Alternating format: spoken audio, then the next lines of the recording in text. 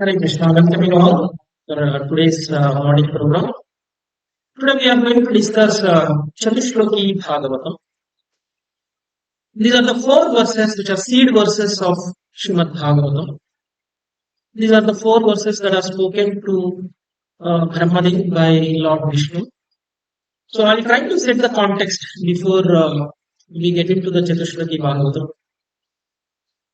Actually, when Brahmadev was inspired to, perform some austerity, to know about himself and to know his duties, Lord Vishnu has given him darshan. And when Lord Vishnu has given him darshan, in fact, there are so many devotees in the past, or maybe in the Bhagavatam we can see, they could get the darshan of Lord, but Brahmadev is one devotee who got the darshan of Lord, and also he got darshan of whole Vaikuntha. So that was the description that was given in Srimad Bhagavatam in second canto, like how he has taken darshan of all Vaikuntha and Vaikuntha Vasis. And then he also has, prayed Lord for so many verses. Actually, if you see in the prayers of the Lord Brahma, before he starts the secondary creation, the prayers of Lord Brahma, he has asked some questions in the prayers. There are the four questions that he has asked. Those questions come in the verse number 26 to 30. Okay, verse number 26 to 30 from Srimad Bhagavatam, second canto, 9th chapter. Okay, so we will, in a nutshell, we will see what are these four questions, and the whole Chatuh Shloki Bhagavatam is going to be the answer for all these four questions. So that's why it is very important for us to understand what are these four questions. Okay, the first question that Brahma asked is, how did you take mundane form although you are completely spiritual? Because Krishna has taken so many avatars, so many forms. Here the mundane form Brahma is talking about. Although Krishna is spiritual, how he has taken mundane form is, he is talking about Vishwarupa. Vishwarupa is the mundane form of Lord Krishna. So, although you are transcendental, how can this be possible? This is the first question he has asked. And the second question he has asked is, how your different energies function? So this is the second question. So the whole universe is maintained by Krishna. So when he is maintaining, he is using his own energies. It may be internal energy or external energy. So how are these energies are going to function? This is the second question Krishna has, Brahma asked Vishnu. And the third question that Brahma asked is, how would we act in relation with your energies? So when Krishna is coming into this material world, he is also performing some pastimes. And not only the performing of actions, and how he is actually expanding himself in these energies, and how he is maintaining this universe. Okay, that is the third question. And the fourth question, and which is most important question that Krishna has asked, Brahma asked, is, how do I be protected from false pride? And this is the most important question one devotee has to ask, because we all have an opportunity to serve in some or other way. When we are serving to the Lord, sometimes it might happen that the service that we are in might bring us pride. So, in the same way, Brahma was also appointed as a servant for Krishna to start the secondary creation. When he started the secondary creation, he should not be, getting a false pride, saying that this is all created by me, and, without me nothing can happen. So, this is the false pride. So, he is praying Lord much before he starts his activities, so that the God will show some mercy on him, and then he will be able to execute his duties or the service to the Lord without getting false pride. This is the fourth question that he has asked. So, answering to these questions, the Chatuh Shloki Bhagavatam was spoken by Lord Vishnu. And the first Chatuh Shloki verse number 33. So Krishna is going to answer how he has expanded himself as a material universe, and how he is before the universe, and during the universe, and after the universe. So everything is going to be explained, and how he has taken his mundane form. And the second Shloki Bhagavatam was talking about different energies of Krishna. This is the question also by Brahmadev. So he has spoken about the different energies, in which the energies that Krishna is going to speak is about Mahamaya and Yogamaya. So we'll try to understand in detail about what Krishna is trying to tell us from the second verse of Chatuh Shloki Bhagavatam. And the third verse that Krishna is going to talk in the Chatuh Shloki Bhagavatam is the prema, the prayojana tattva of the all devotional services that we are performing. So Lord is within and outside everywhere. Okay, so a pure devotee's vision is to see everywhere Krishna. So that is what is going to be explained, and that is possible only when you advance in spiritual life and when you become a pure devotee. So basically this is the Prayojana Tattva. And the fourth one that Krishna is going to speak is about best sadhana to attain Lord in bhakti. Okay, so that means fourth verse Krishna is talking about sadhana bhakti. Okay, so before we actually get into Chatuh Shloki Bhagavatam, I would like to take. See, I'm not going to add anything from my own. Whatever is mentioned in Prabhupada purports and whatever is mentioned in Vishwanath Chakravarti Thakur's explanations, and I'm also going to take some examples from Jiva Goswami's Sandarbha, and then I'll try to explain in detail about all these Chatuh Shloki Bhagavatam. You may stop me if the time is over. Okay, so there was a verse in Chaitanya Charitamrita, Madhya Lila, about Chatuh Shloki Bhagavatam. So I'll try to explain about this verse, what this verse is talking about. Bhagavate sambandha videya prayojana chatushlokite prakatatara parichaye lakshanam. The essence of Srimad Bhagavatam, our relationship with the Supreme Lord, our activities in connection, and the goal of life, is manifest in the four works of Srimad Bhagavatam known as Chatuh Shloki Bhagavatam. This is mentioned in Chaitanya Charitamrita. Okay, that means the four verses of Chatuh Shloki Bhagavatam is going to speak about our relationship with God. And the second thing is, what should we do to attain that relationship with the Lord? That is the sadhana bhakti. And the life goal. What is the life goal? The love of God. The love of God.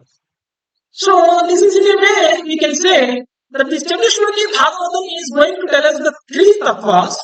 One is Sambandha tattva, and number two, Abhidheya tattva, and number three, Prayojana tattva. And we will also see the verse number 31. Actually, the Sambandha tattva and Abhidheya tattva and Prayojana tattva is explained from 33 to 36. This is the Chatuh Shloki Bhagavatam. The index of what Krishna is going to speak in this Chatuh Shloki Bhagavatam is mentioned in 31 verse. So that's why I just bring 31 verse also before we start Chatuh Shloki Bhagavatam.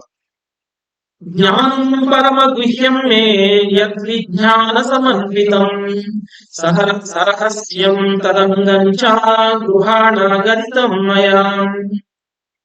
So this is basically jnana. Jnana means the knowledge about Krishna. So this is very important. Only we can understand our relationship with Krishna when we understand who is Krishna and what knowledge that we need to know about Krishna. So that is explained in the first verse of Chatuh Shloki Bhagavatam. So the complete knowledge about Krishna is explained in the first verse of Chatuh. And Jnanam Parama Guhyam me. And this Jnana is Parama Guhyam. Okay. And this is not a normal knowledge, it's a confidential knowledge. Yat Vijnana Samanvitam. This is all, he also is speaking about Vijnana. Vijnana is the realized knowledge. And so, very important that we realize what the knowledge that we learn. Okay. And the Vijnana part is spoken in the second verse of Chatuh Bhagavatam. So that is about the energies of Krishna. In the questions that Brahma has asked, what are your energies? How are your energies are functioning? So this is what is spoken in the second verse of Chatuh Bhagavatam. So, and the third part of Sarahasyam. Sarahasyam means the secret. And what is the secret? The secret is the love of Krishna. Okay. So the love of Krishna is spoken in the third verse of Chatuh Bhagavatam. So the first two lines are spoken. The answers to the first two lines in this verse are spoken in the Chatuh Bhagavatam 1 and 2. And the Sarahasyam, the secret of the bhakti, is spoken in the third verse, which is love of God. Okay. And Tadangam. Tadangam means, Angam means limbs. The limbs of the devotional service are mentioned in Bhakti Rasamrita Sindhu. And the primary limbs, 5 limbs he has explained. And the purpose of the 5 limbs, what is it speaking about? Is about the sadhana bhakti. Okay. So the sadhana bhakti, Tadangam, is explained in the 4th verse of Chatuh Bhagavatam. Okay. So basically, if you see, the first 2 verses are about the knowledge and the realized knowledge, which is establishing the relationship, the knowledge about Krishna and the relationship with Krishna is explained. That is the Sambandha Jnana. Okay. And the second, Abhidaya Jnana is spoken in the 4th verse, not in the 3rd verse. Abhidaya Jnana is spoken in the 4th verse. That is about the Angam. Okay, Tadangam. So the devotional service, the sadhana bhakti is spoken in the 4th verse. The Prayojana Tattva, the Prema, is spoken in the 3rd verse of Srimad Bhagavatam. It's not actually chronologically ordered. You may ask the question why Krishna has spoken in a different order instead of speaking Abhideya after Sambandha, why he has spoken Prema. So Krishna has answered in the order how the Brahma has asked the questions. Okay. So the Brahma asked in that order and Vishnu also answered in the same order. So that was the index of Chatuh Bhagavatam. So let's enter into the Chatuh Bhagavatam. So let's all hope we understand the concept that is mentioned in the Chatuh Bhagavatam. If you can hear attentively, I'll try to bring some points from the purport of Srila Prabhupada, and I will also speak from Jiva Goswami Sandarbha and Krishna Chakravarti Thakur's purports.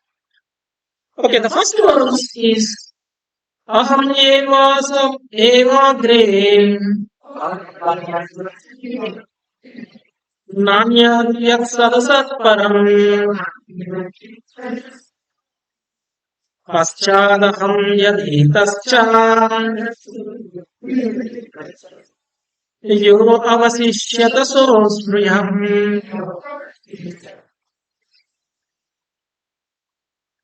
Aham Evasam Evagre Anyat Yat Sadasat Param Paschadaham Yadhitascha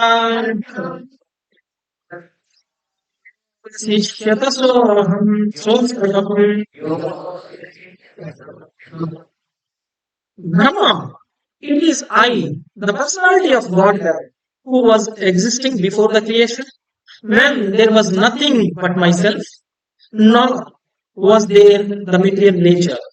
the cause of this creation. That which you see now is also I, the personality of Godhead. And after annihilation, what remains will also be I, the personality of Godhead. So the Vishnu is speaking about 3 points here in this verse. So it looks like very simple that he is there before creation, he is there during the maintenance of the created world, and he is also there after creation, after the annihilation. Okay? This is what he is telling. Aham evasa evagre. The Prabhupada is mentioning clearly about the aham word in the purpose. The aham means I. I is referred to a personal, not an impersonal. Okay. That means some of the people may think that the supreme eternal truth is impersonal Brahman. But Krishna is telling even the supreme impersonal Brahman is the source of the supreme impersonal Brahman is also I. So Krishna is referring to the personal Lord.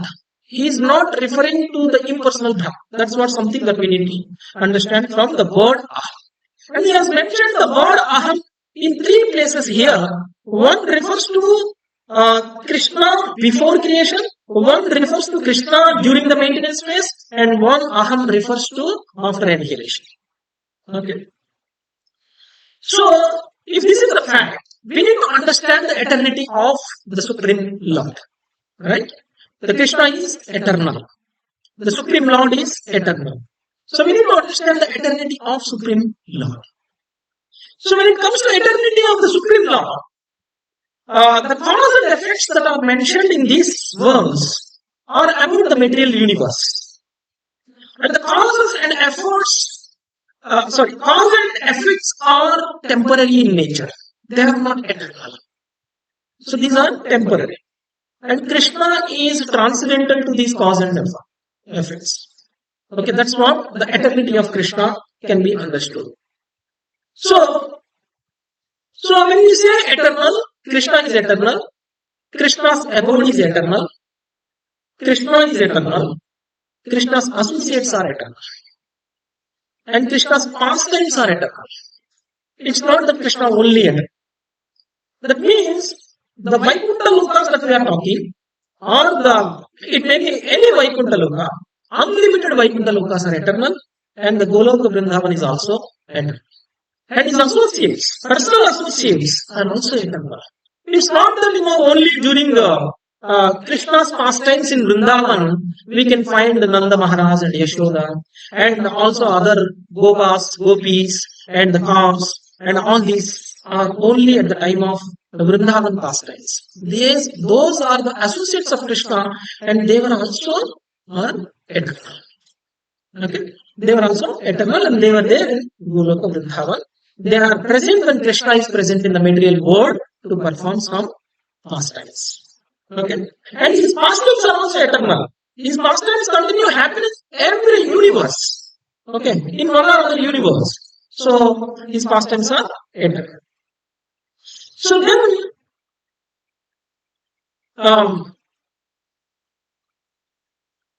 so Krishna is transcendental, that's what we have seen. So, this is the one question that Brahma was asking, that first question. So, how do you enter this with mundane form? How you have taken mundane form? So far, when we talk about the eternity of Krishna, we have only spoken about the spiritual forms of Krishna. Okay, spiritual forms of Krishna, not the mundane form. So when Krishna has created this material universe, he enters into the material universe as incarnations. That is one way of Krishna entering into the material universe. Of course, he is entering into the material universe, but not taking the mundane form, not material form. That is also a transcendental body that Krishna has. The form that Brahma is referring to is about the universal form of Krishna. So, the universal form. So, Krishna is telling here, I am this material universe after creation, who exists before even creating this material universe. And Krishna is telling that I am this material universe. That means the whole universe is an expansion of Krishna. The whole universe is a material form of Krishna. The material form of Krishna is the universe. That's what Krishna is referring to. So the elements of Krishna, so the elements of material universe are created by Krishna, and in this material universe, Krishna is entering as Paramatma. This is the another form of Krishna that is entering into the material universe. Okay. So we need to understand three things. One, the spiritual form, the eternal form, and the actual form of Krishna, which is Sundara form, and his expansions like Karanodaka Sai Vishnu, Garbhodaka Sai Vishnu, and Kshirodaka Sai Vishnu. Okay, these are all outside the universe, or maybe the Garbhodaka Sai Vishnu and Kshirodaka Sai Vishnu are within the universe as a Paramatmas, and also his expansions as an avatars. Okay, incarnations, and he is talking about the whole material universe, and the whole material universe is also Krishna. That's why in Srimad Bhagavad Gita in 11th chapter, when Krishna has shown the universal form, and Arjuna has asked, "How are you there in the entire universe?" Okay, then he has shown the universal form, and in his universal form, he has shown every avatar, every Devi Devata, everybody, all the special human beings we can call it as. Everybody is there in Krishna. That means there is nothing without Krishna. There is nothing without Krishna. That is something we need to understand. So that's what Krishna is talking in the first verse. So this answers the first question of Brahmadev. How did you enter into the material universe? And we will understand the second verse of Chatuh Shloki Bhagavatam. And this requires a little more explanation. It may take a little more time also. I'll try to give with examples of how we can understand this verse. Rutetam yat pratiyete na pratiyeta chātmani tadvidhyādatmano māyām yatha bhāso yata tamahā Rutetam yat pratiyeta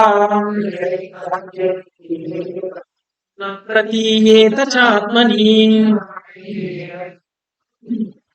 tadvidhyādatmano māyām yatha bhāso yata tamahā. Rite means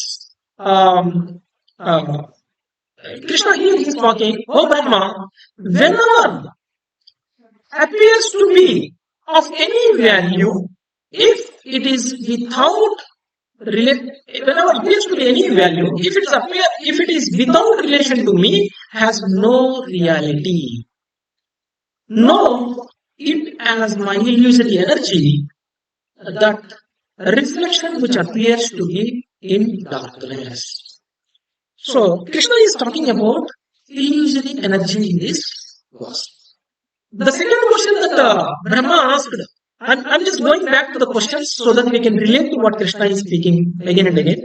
So the second question Brahma asked is, how you know your energies are functioning? Okay, this is the second question. And Krishna is talking about here the illusory energy. That means he is talking about the Maya. He is talking about the Maya. So before we understand the meaning of Maya, what Krishna is speaking, and how the Maya is acting in this material world, and on devotees and also on the non-devotees, we will try to understand a little more about this verse. Hridayam yat pratiyate. Pratiyate means what you can perceive. Pratiyate means what you can perceive. Whatever you are perceiving will have a meaning, the artha, the meaning, only if it is in relation with Krishna. Okay? If you can see anything in this material world, if you can realize the relationship of that matter, of that object with Krishna, then that is real. Otherwise, it is not real. Okay? That's what Krishna is trying to tell. That means, if at all you can feel the relationship of whatever you are seeing in this material world with Krishna, that means you are under the influence of Yogamaya. You are under the influence of Yogamaya. Let's say if you are not finding the relationship with Krishna of whatever you are seeing, if I'm seeing a mobile, if I'm seeing a laptop, if I'm seeing anything, if I don't realize the relationship with Krishna, that means that is Maya. That means we are not under the influence of Yogamaya, we are under the influence of Mahamaya. Okay? We are under the influence of Mahamaya. We'll try to understand. This is short nuances of what we are going to talk in detail. Okay, we'll try to break this into pieces and we'll try to understand more details. First, we'll try to understand about Mahamaya. In this verse, Krishna is telling, my Maya makes something perceivable and it also makes some things not perceivable. That's why the pratiyate word he used and na pratiyate he used. Pratiyate means perceiving some things and not perceiving something, some object. And how is Maya making us to perceive something and how is Maya making us to not perceive something? We will try to understand. When it comes to Mahamaya case, Mahamaya will make us perceive some things and it will also make us not perceive something. Mahamaya has two different potencies we have to understand. And the first potency that we need to understand is avidya potency and the second is vidya potency. Okay. The Mahamaya has two aspects of the potencies, avidya potency and vidya potency. And how avidya potency will make us perceive things, we will try to understand. So the avidya potency will make us perceive things which are not exist. Okay. How can we understand this? Avidya potency will make us perceive things which are not exist. For example, you are walking in the midnight and you are scared of some things which are really not exist. It may be a snake, or it may be a scorpion, or it may be a beach. Okay. So while you are walking, although it is really not exist, you will be always thinking and you will be fearful of, there may be some snake in the darkness, there may be some ditch in the darkness, or maybe there may be some ghost behind us, or something. This happens to all of us, right? This happens, or when you are all alone at home also you will think of it. When you switch off all your lights, you will think of it. So, this is the effect of Mahamaya. So you are thinking, even when you go to Vrindavan, you will think that the monkey might come and grab my chashma.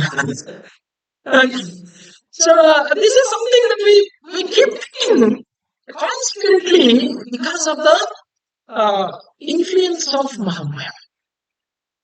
Okay. So I have given the examples in the darkness. Okay. If you don't have the knowledge, then this happens. The not having knowledge is also called the darkness. Okay. The light is called as the knowledge and the darkness is called as the ignorance. When you are in ignorance, we think of this. We will perceive some things which are really not exist. And the second thing that it will make is you will not perceive things which are really exist. You will not perceive things which are really exist. It's like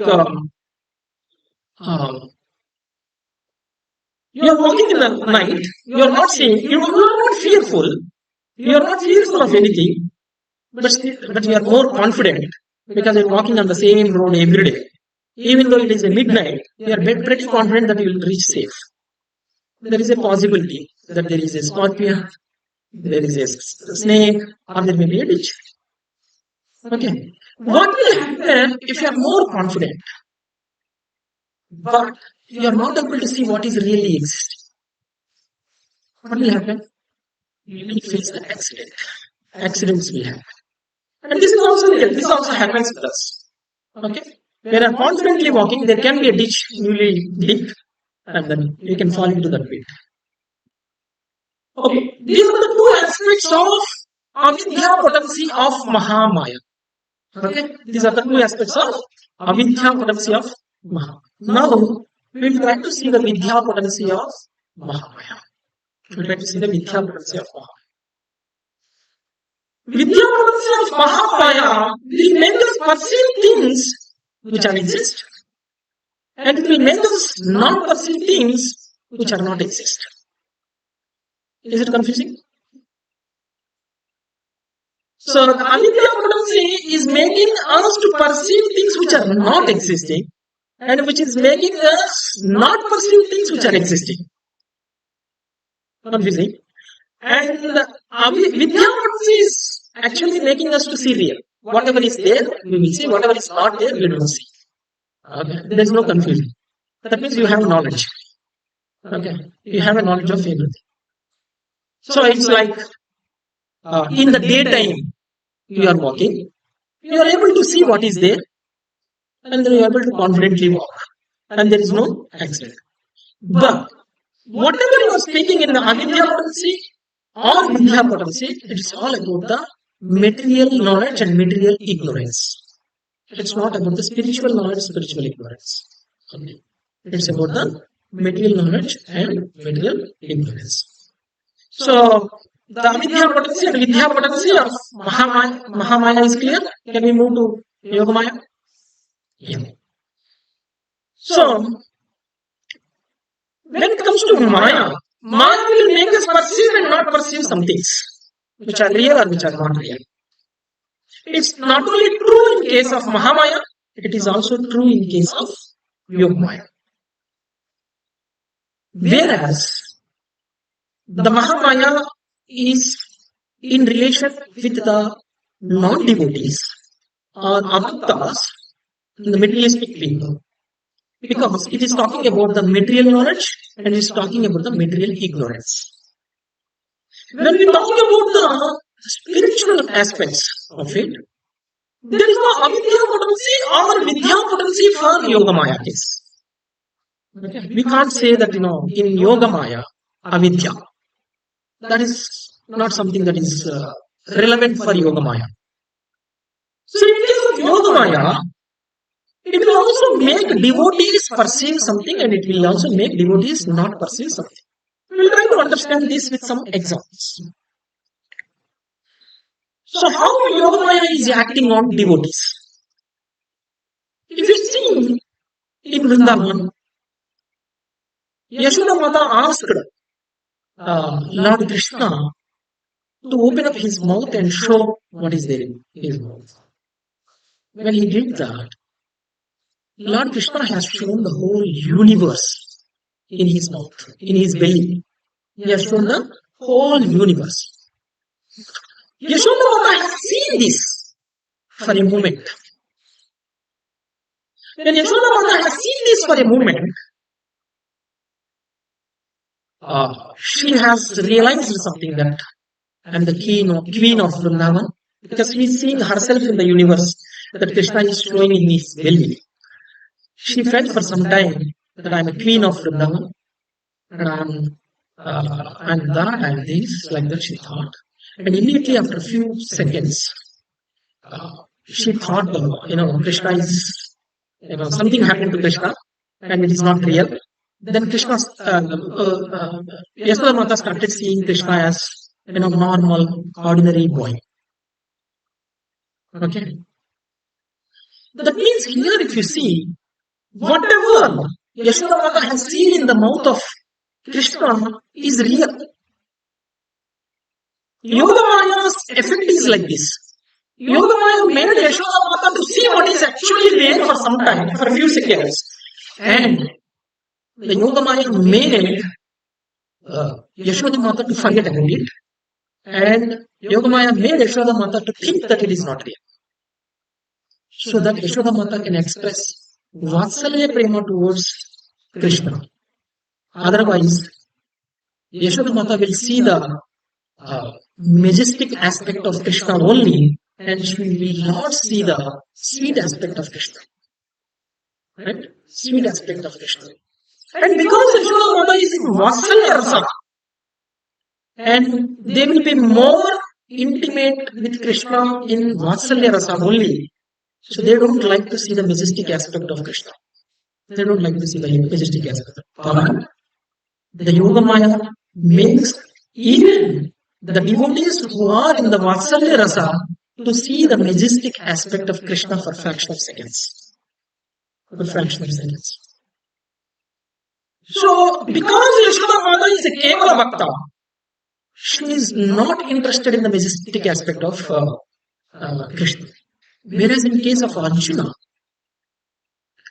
when Arjuna has seen the universal form of Krishna, he has not seen the two-handed form of Krishna. Although Krishna was present as a two-handed form in front of Arjuna.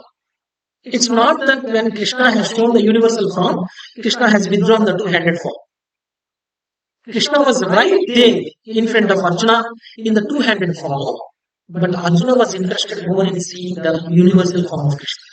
That's the Yogamaya effect.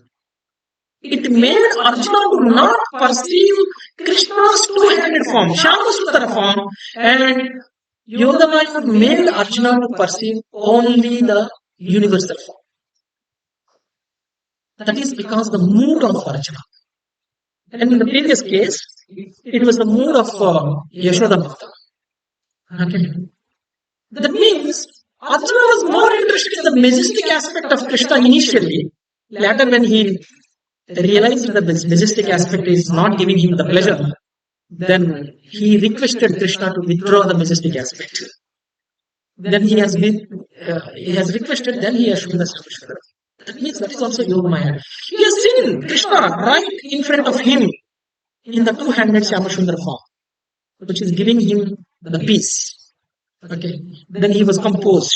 Then he saw the Shyamasutra form. So, in this pastime, if you see, based on the mood of the devotee, Yogamaya acts. Yogamaya makes to perceive something real. Yogamaya makes to something not to perceive based on the mood of the devotee. Okay.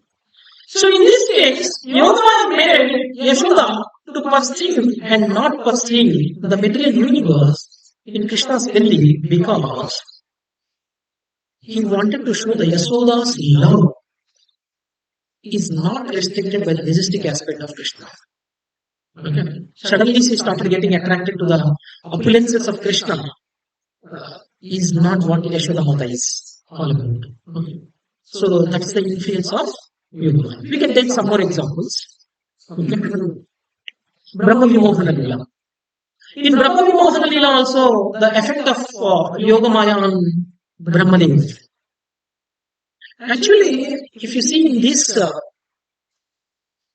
looking at the sweet aspect of Krishna, Brahmadev was bewildered. Right? Brahmadev was bewildered by looking at the sweet aspect of the Krishna. That's why he wanted to test.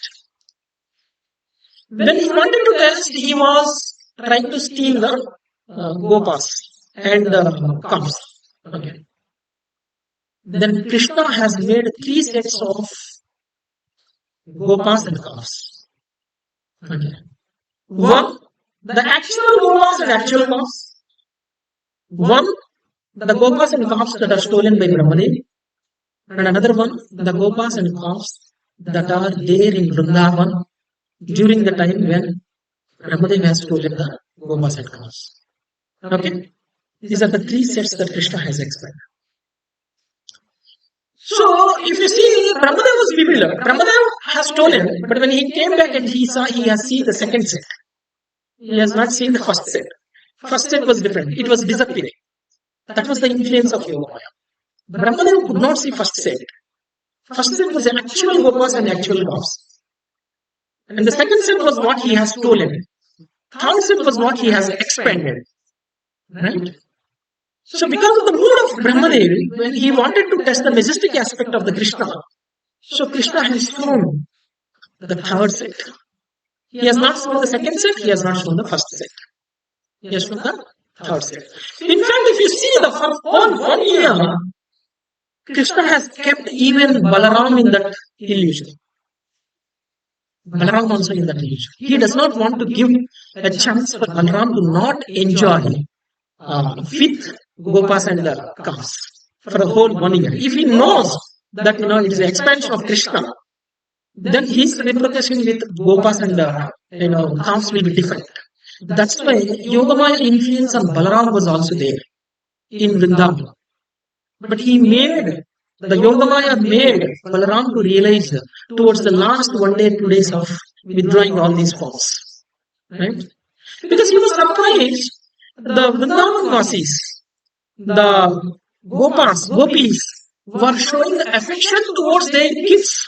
And even the mother cows are showing the affection towards the calves. Just like how they are going to show, they are generally showing the affection towards Krishna. Then Balaram got doubt. Generally, these Vrindavan Vasis are supposed to show that much affection and love towards Krishna, but how are they showing that affection and love towards their own kids and their own cows? That was because it was Krishna. They were not different from Krishna. That was the effect of Yogamaya on the Brahmadev and Balaram and on all Vrindavan Vasis. Okay. So, and he also has changed another set, fourth set, which we speak about. Then he has told, when Brahmadev was almost lost, then he has shown all Gopas and calves as Chaturbhujanarayana. Okay. He has expanded like that. So Krishna can do anything. This, with the help of Yogamaya, he can do all these, pastimes. Then, I'll quickly complete this.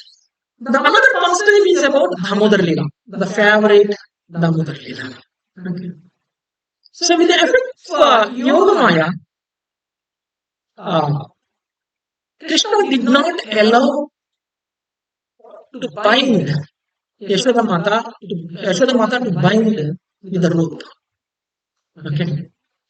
So he has exhibited some Vibhuti Shakti so that Yashoda Mata cannot bind with the rope.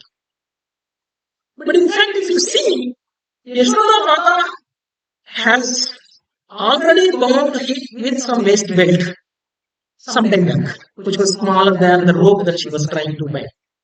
That is all because of the Vibhuti Shakti that Krishna has performed. So to show that inconceivable nature of Krishna, the Yogamaya acted in that way on Yashoda Mata that she cannot bind. And to show that Krishna is brought under the control by the efforts of a pure devotee. This pastime is also exhibited to show that he can be controlled by pure devotee. He can be controlled by pure devotee. So this is all because of the Yogamaya effect. Sometimes whatever real you cannot see, whatever real you can see. With the effect of Yogamaya, the devotees can see. And there is one more pastime that I am not going to talk for the saving time. So Shukadev and Bahulash, he has expanded the effect of Yogamaya. Even the rishis who were there along with Krishna, who visited the Mithila to visit Shukadev and Bahulash, even they were not aware that they got expanded 2 places simultaneously. Okay. So we will see the third shloka of Srimad Bhagavatam, Chatuh Bhagavatam. So third shloka is going to answer the The first question was Sambandha Jnana, right? Sambandha Jnana.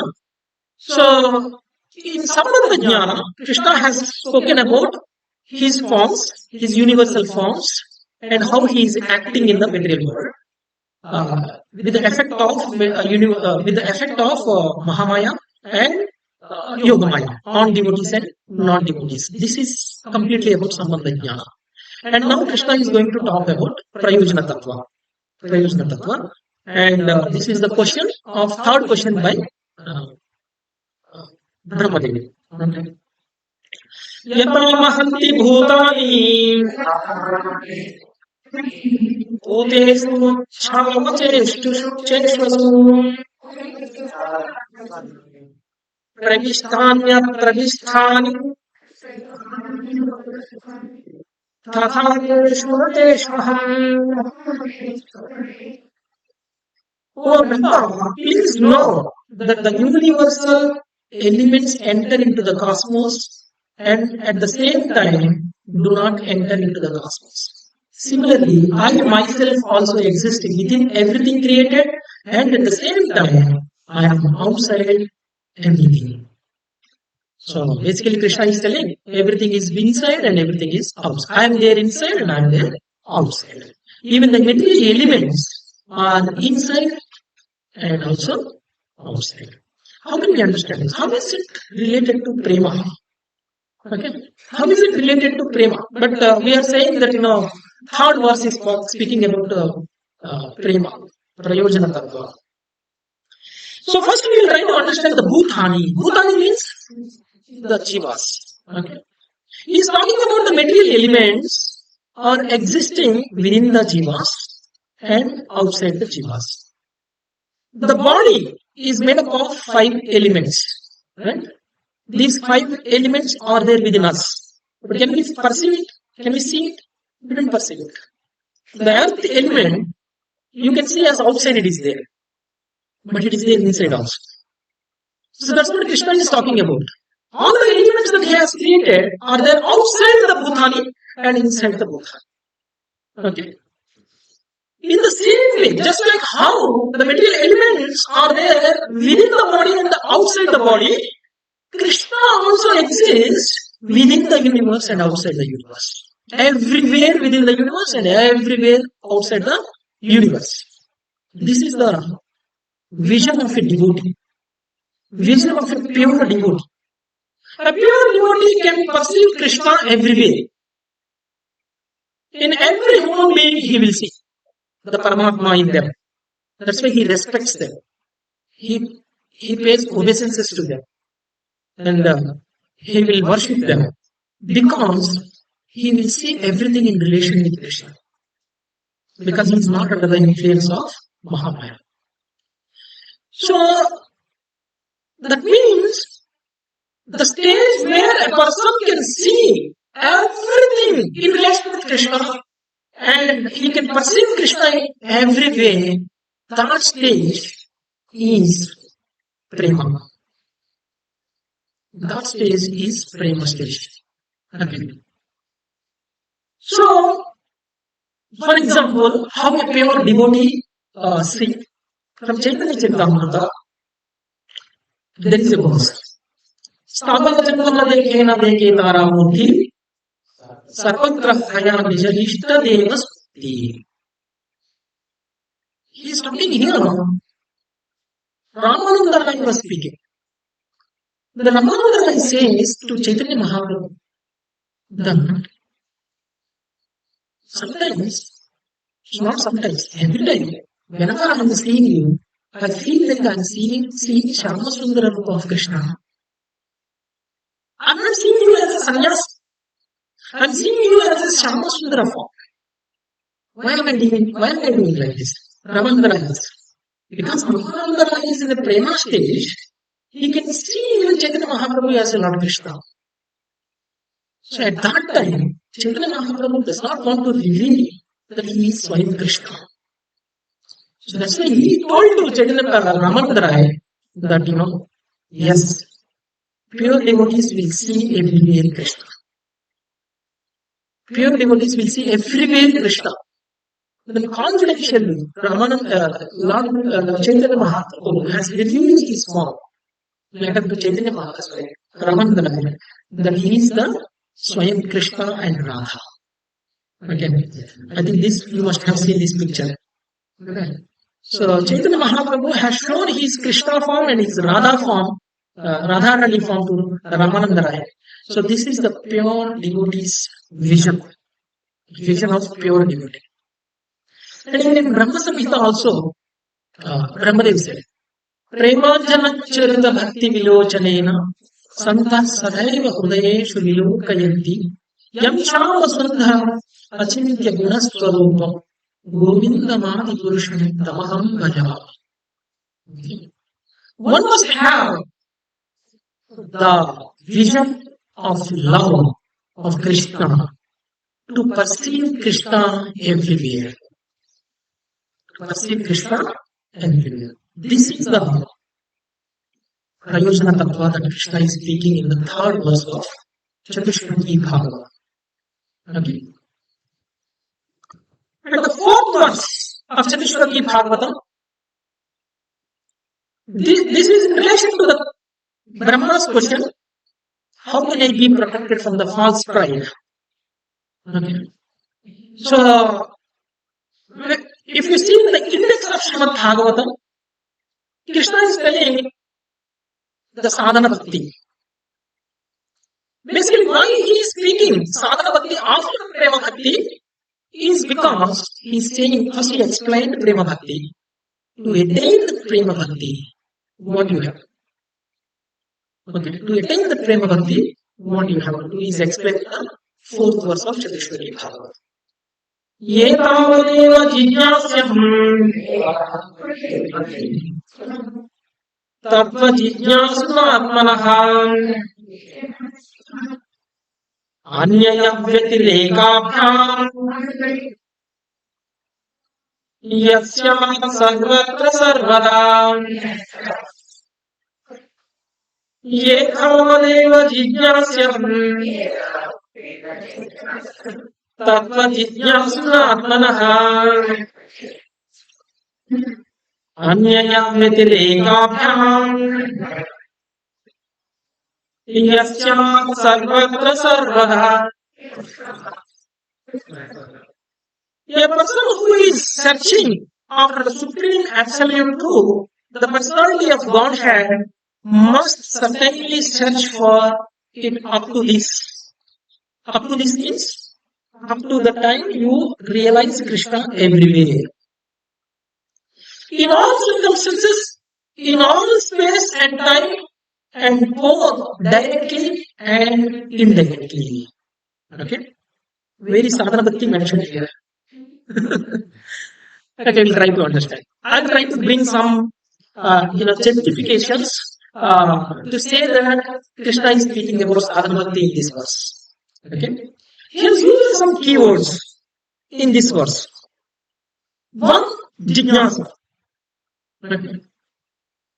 So, actually, if you see Srimad Bhagavatam, is the unzipped version of 4 shlokas, seed verses, Srimad Bhagavatam, Chatuh Bhagavatam.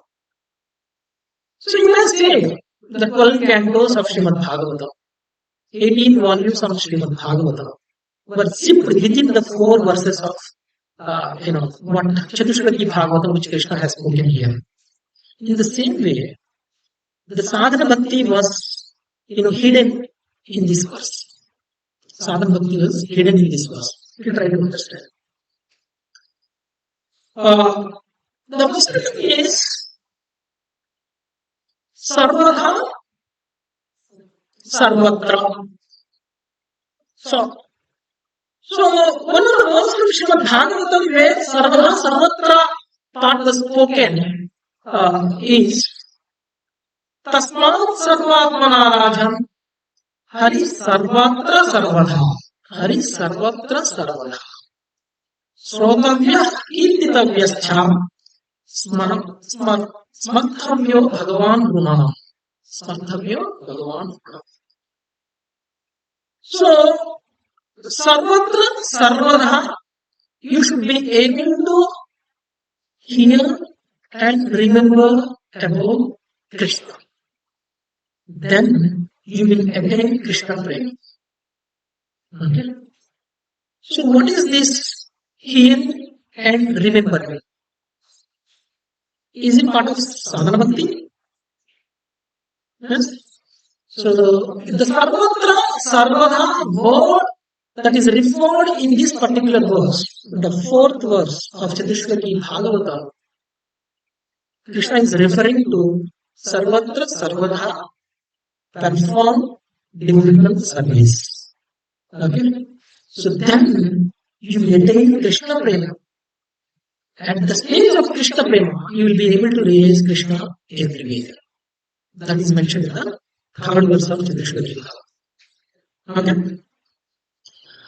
And the next word that is used by Krishna in the fourth verse of Chatuh Bhagavatam is Jijñāsunātmanah. You have to inquire, asking questions. When is it possible for one to ask questions is when he gets a guru. Right? It is mentioned in Srimad Bhagavatam also that inquire submissively. Only then you will get the knowledge about me. Once you do that, with whom? You have to do with pure devotees. You cannot go and inquire anybody. Right? You have to inquire pure devotee. No matter what you are. If you can accept the process of bhakti, if you can accept the guru and start inquiring, then it is possible that you can get prema.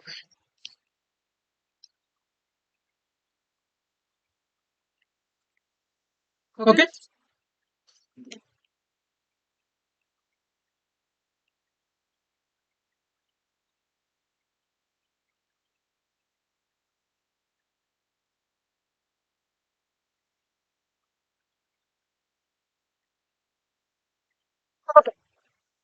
So I think mic is not required.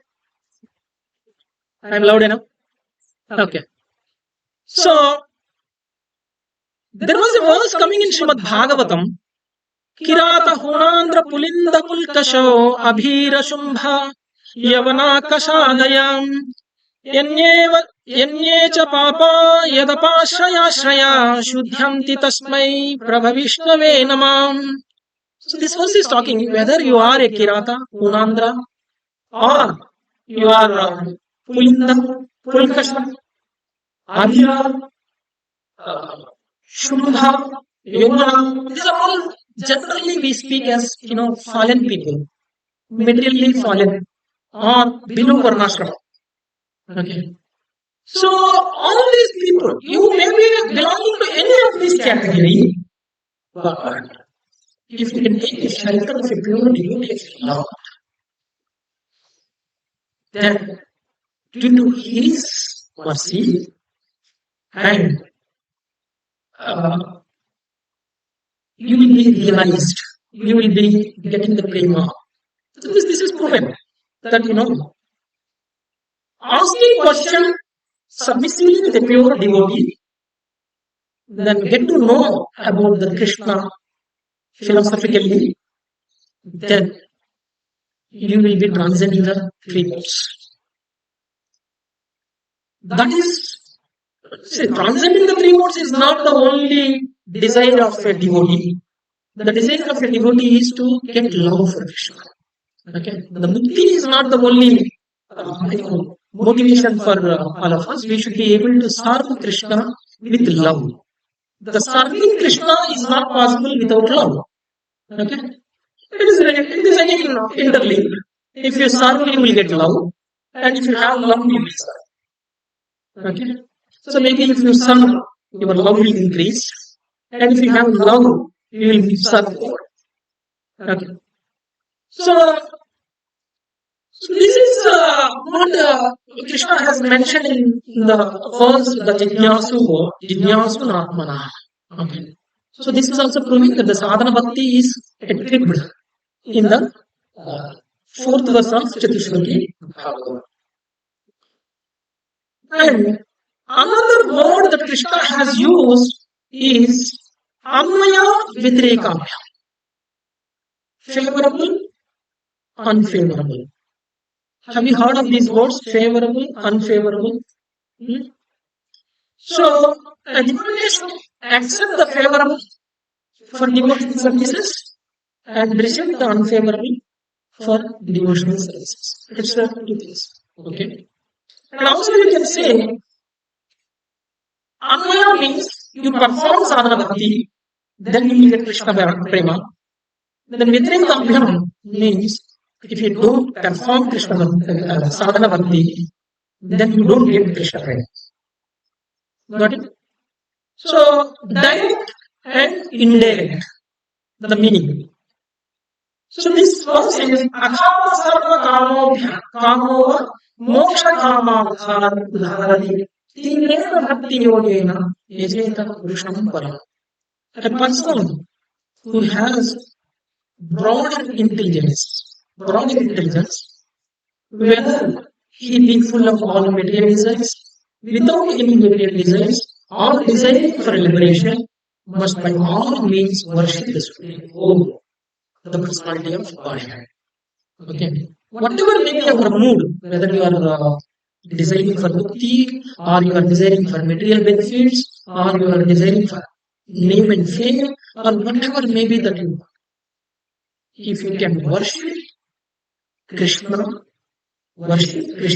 is a sadhana bhakti. Okay? If you can worship Krishna, you will attain that. If you want mukti, you will get mukti. If you want name and fame, you will get name and fame. So I'll take one example. Dhruva Maharaj was not respected by Suruchi. Initially, when he was 5 years old, he was not respected by Suruchi when he was approaching to his own father Uttanapada to sit on his lap. And Suruchi has scolded him, chastised him. And he said, go and take another birth as my son, then you will get this eligibility. Okay? Is there any respect in that? No respect. Then he went and he did sadhana for 5 months. And after he did sadhana for 5 months, he could please Lord Vishnu and he could get benedictions. And with that benedictions, he came back to Uttanapada's kingdom.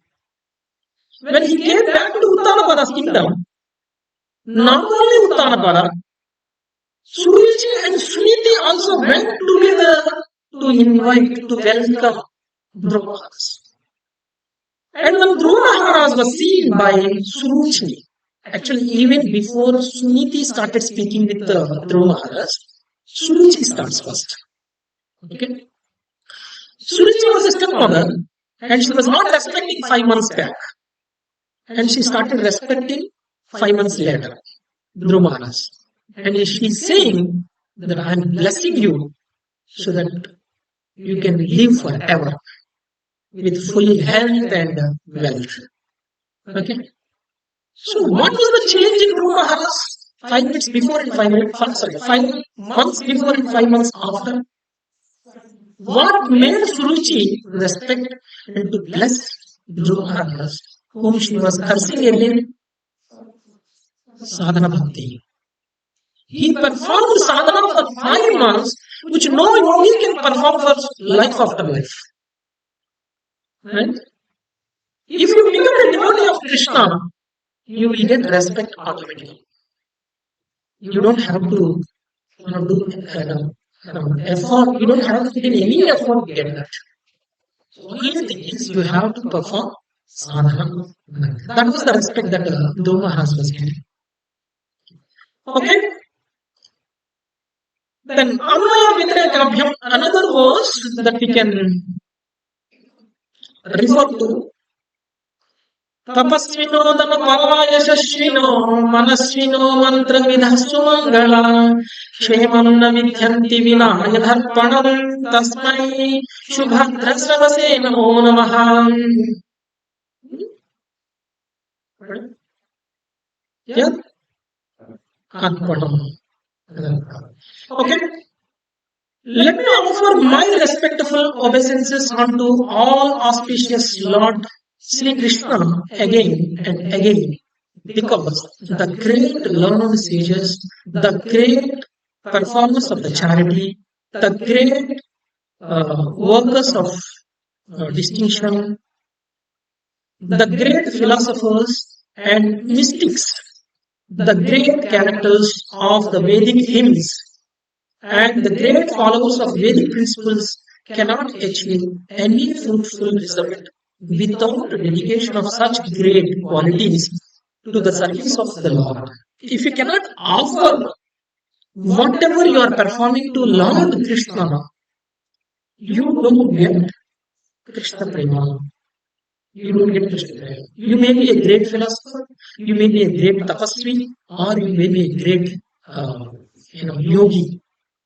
If you cannot offer, the process of offering to Krishna is again a part of sadhana bhakti. Okay? So, if you can offer all your activities and the results of your activities to Lord Krishna, then you will get the Krishna Prema. If you are not doing that, even if you are a philosopher, even if you are a great sage, the effort that you are putting in is Shramayevahi Kevalam. Shramayevahi Kevalam. That's what Krishna is mentioning in the fourth verse. And by making you understand the fourth verse as a sadhana bhakti, concept. So I'll stress more on the sadhana bhakti once again, that it is very important for the sadhaka bhaktas to not get under the influence of Mahamaya. So we have to be associated with devotees, just like how we are doing here.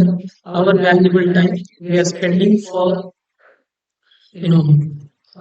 worshipping Lord, and we are also from the morning, almost from 5 o'clock we are here, 6 o'clock we are here doing japa, arati, and listening. So these are all part of sadhana bhakti. So I wish all of you continue doing the same thing without fail. Sarvatra Sarvara. Thank you very much. Hare Krishna. Vancha